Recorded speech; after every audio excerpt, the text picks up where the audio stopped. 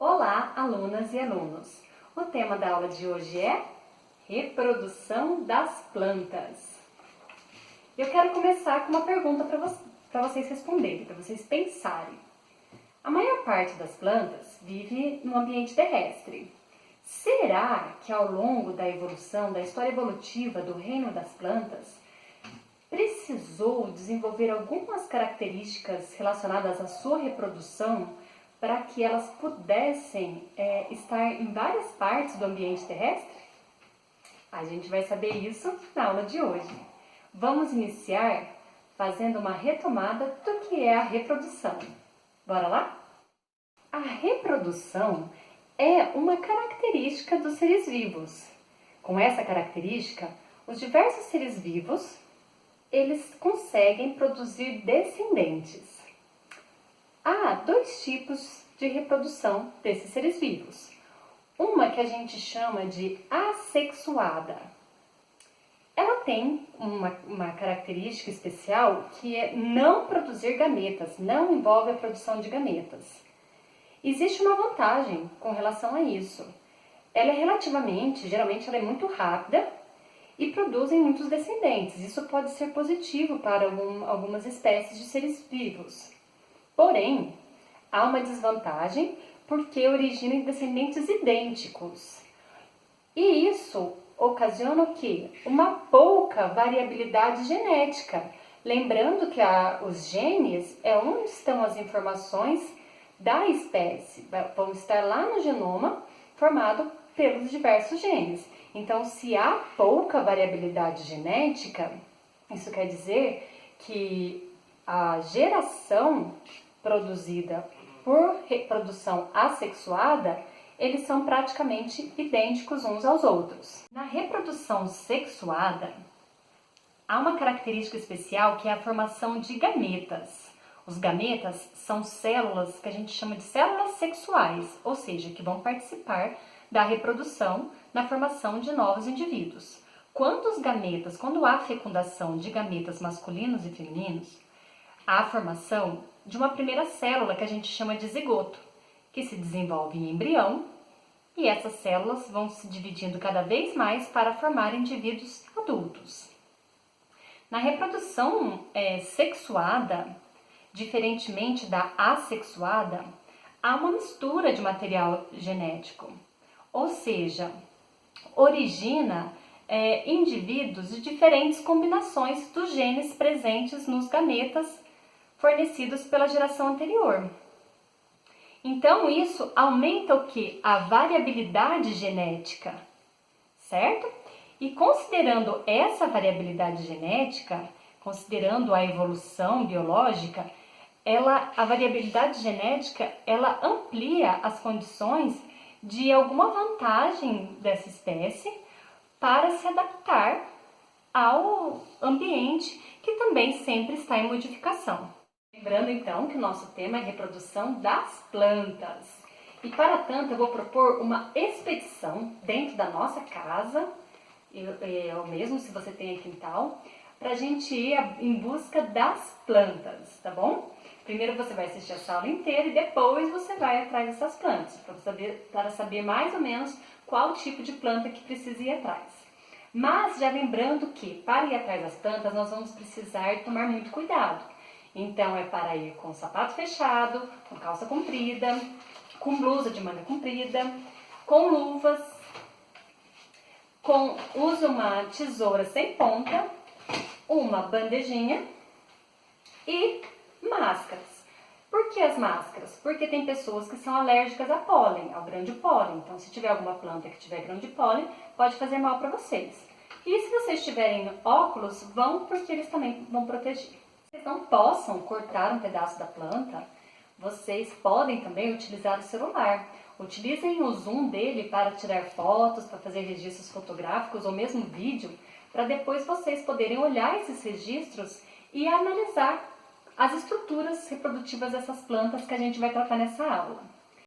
Eu vou fazer a expedição aqui em casa e para você fazer a sua, você vai chamar um responsável para ir junto com você, um adulto responsável, por dois motivos. Primeiro, para a sua segurança E segundo, porque é muito melhor aprender ciências junto com alguém.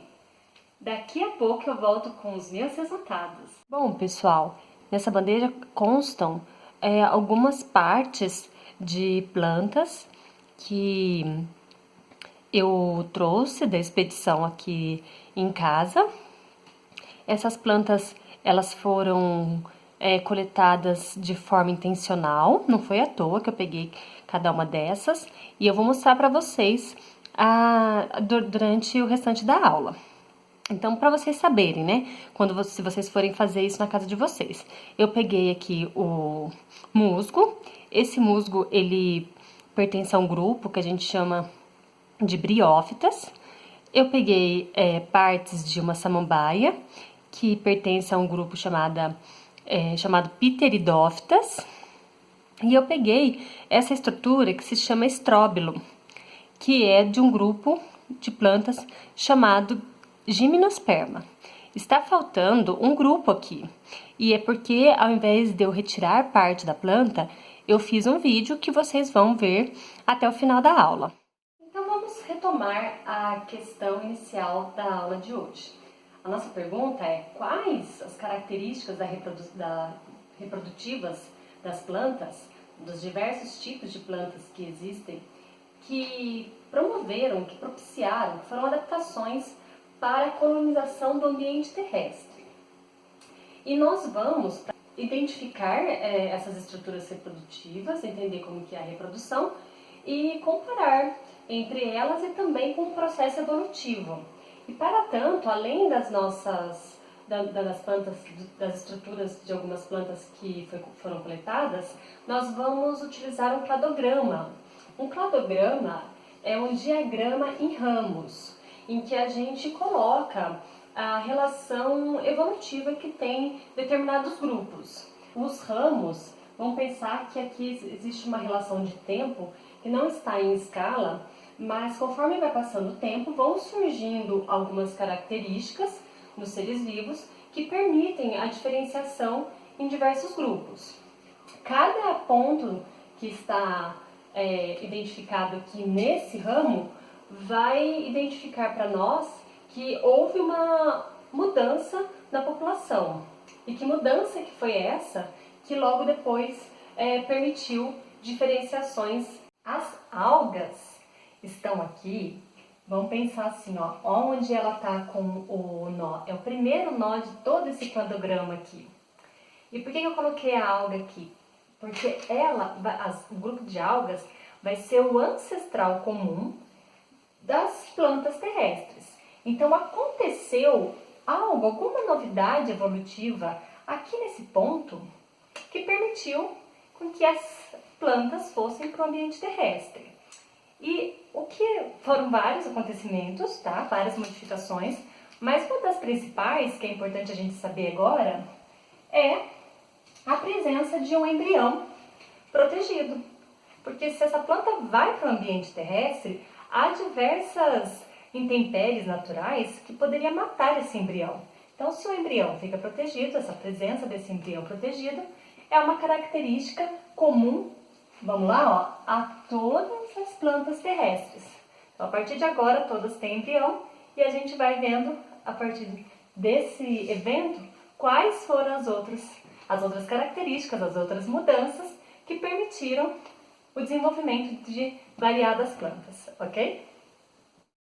A partir das características que nós vamos estudar, a gente pega as plantas que foram coletadas, ou as estruturas das plantas que nós coletamos, e vamos fazer a comparação para saber então que tipo de planta que é e como ela se reproduz. Então nós vamos começar com algumas palavras que talvez vocês não conheçam, nunca tenham ouvido, mas em ciências é importante a gente saber dessas palavras, da forma como tem que ser ditas e o seu significado, ok? Então vamos lá e preste bem atenção nessa aula.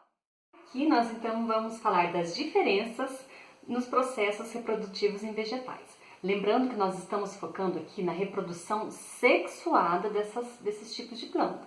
Então, como eu falei para vocês, algumas palavras são novas e a gente precisa aprender. As plantas, elas fazem alternância de geração. Ou seja, tem ciclo de vida em que há duas formas que nós vamos precisar entender. A primeira que a gente vai entender é o gametófito. Gametófitos, fase de vida da planta que vai produzir gametas, masculinos e femininos. Gametófito produz gametas. Com a fecundação dos gametas, vai surgir uma estrutura chamada esporófito. Esporófitos. Esporófitos produzem esporos, que quando se desenvolvem, essas células são reprodutivas, mas elas não têm masculino e feminino. Quando essas se desenvolvem, elas vão se desenvolver em gametófitos, que vão produzir gametas, que vão se originar os esporófitos, e assim por diante. Bom, os gametófitos estão evidenciados aqui com essa moldura na cor vermelha. E os esporófitos estão evidenciados nessa moldura de cor azul. Vamos lembrar que esses desenhos eles não estão em escala, proporcionais. Vamos começar falando do grupo das briófitas. As briófitas são plantas muito simples, possuem rizóides que fixam o gametófito em um substrato.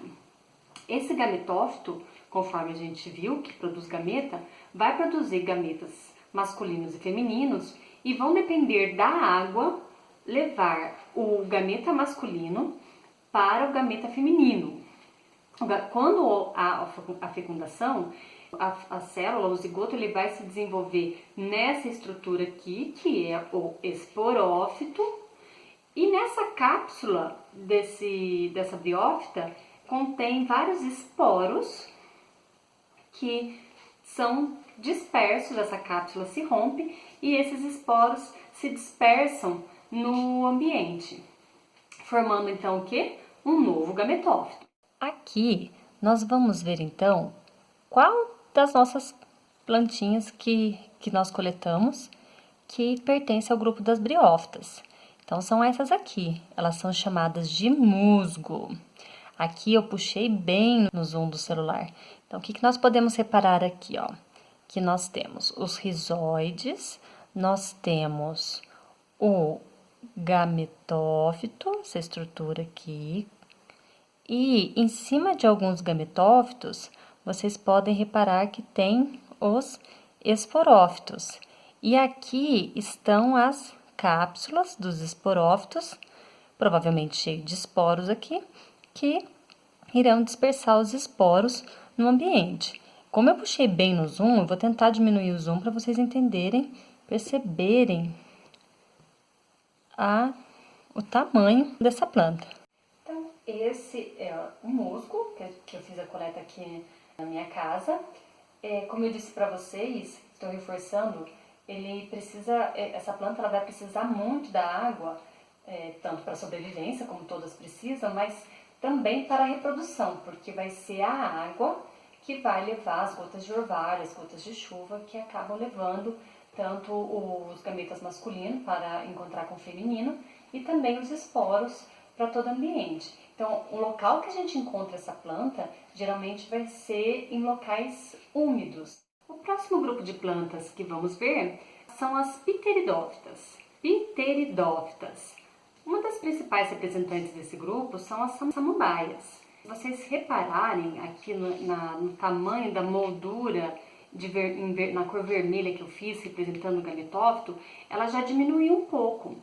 Por quê? Porque aqui nós vamos ter, a partir da samambaia, nós vamos ter a fase gametofítica, ou seja, o gametófito cada vez mais reduzido em tamanho. Quando a samambaia vai se reproduzir, o esporófito, ele produz esporos que vão se desenvolver, ser soltos no ambiente. Eles vão se desenvolver nessa estrutura que é o gametófito, que a gente chama de prótalo.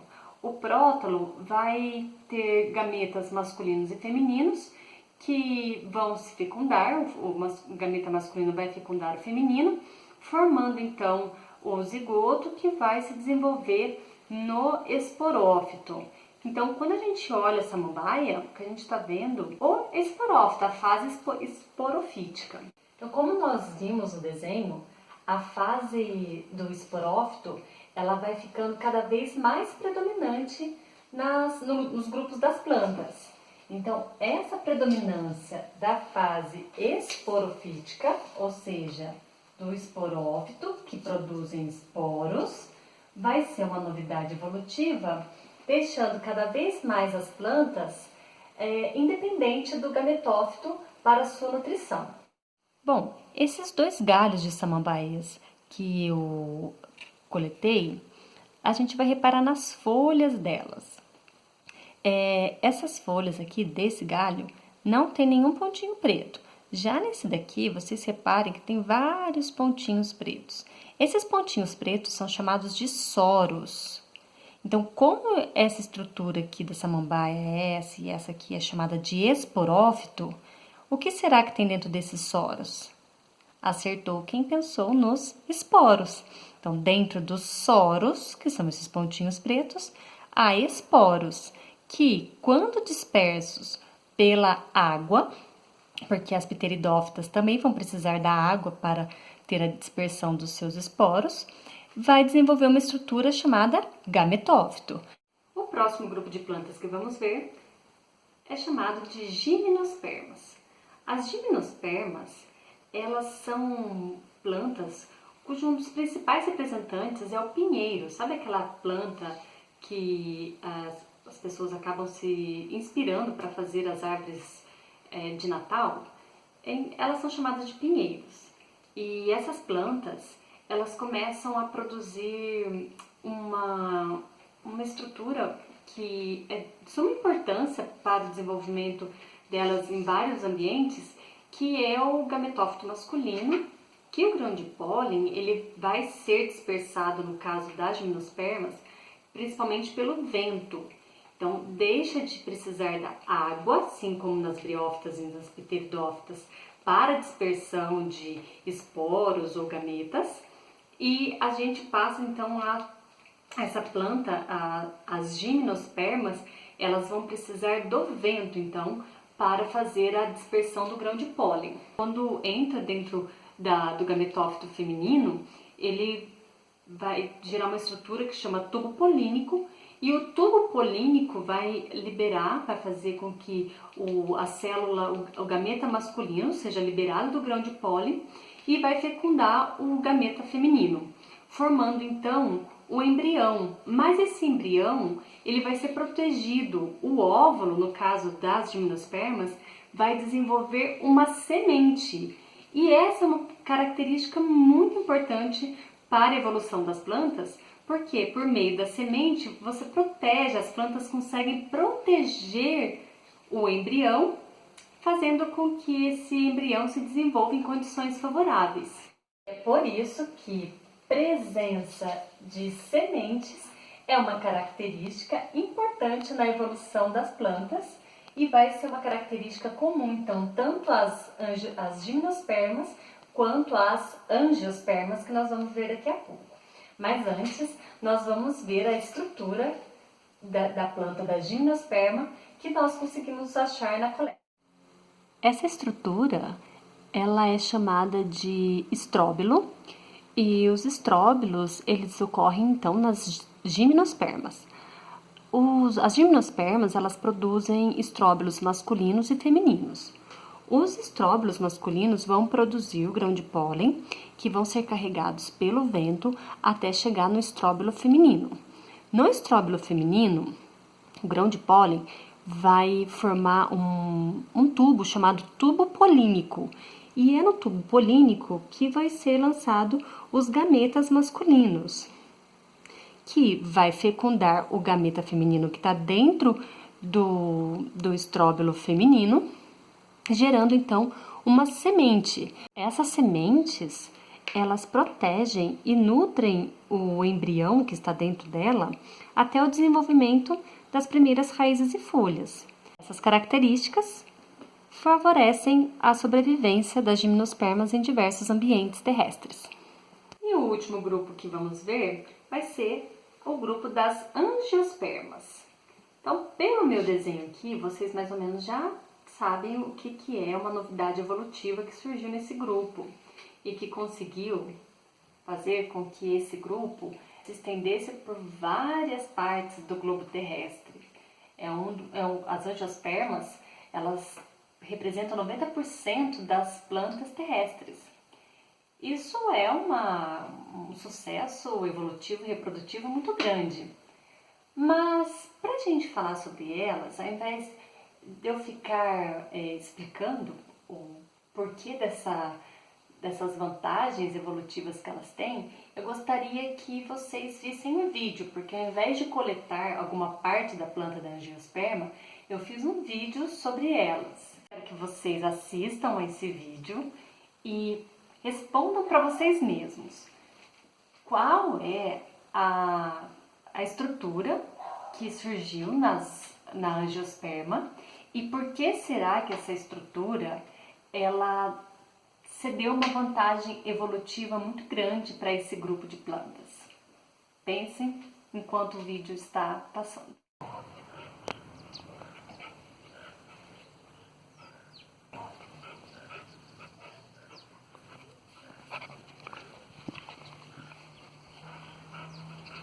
Respondeu corretamente que a estrutura, uma das estruturas que deu uma vantagem muito grande para as angiospermas, foram as flores, né? E a outra estrutura são os frutos.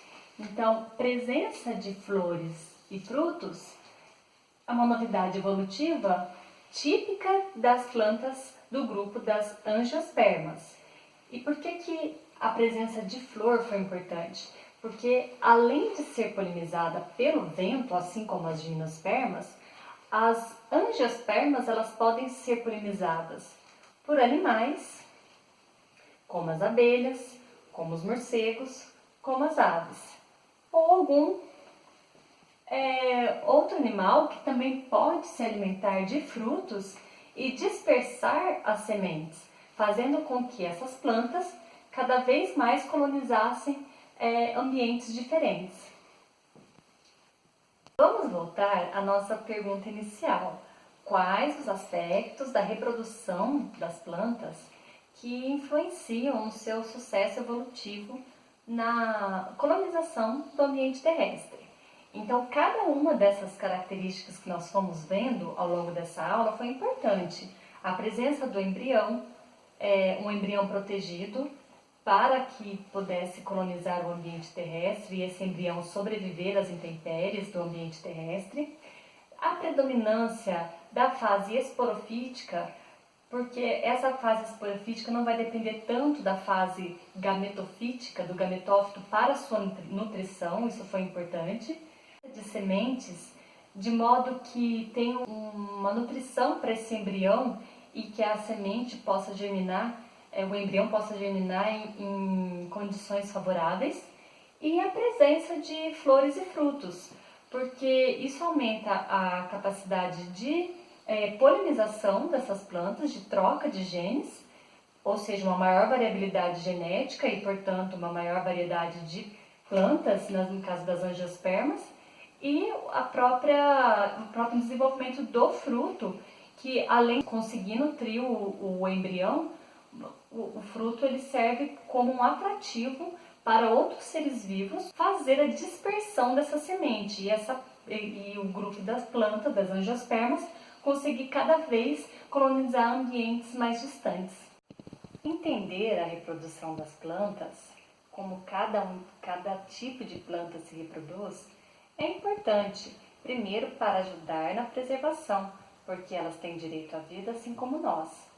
Segundo, porque nós dependemos muito delas.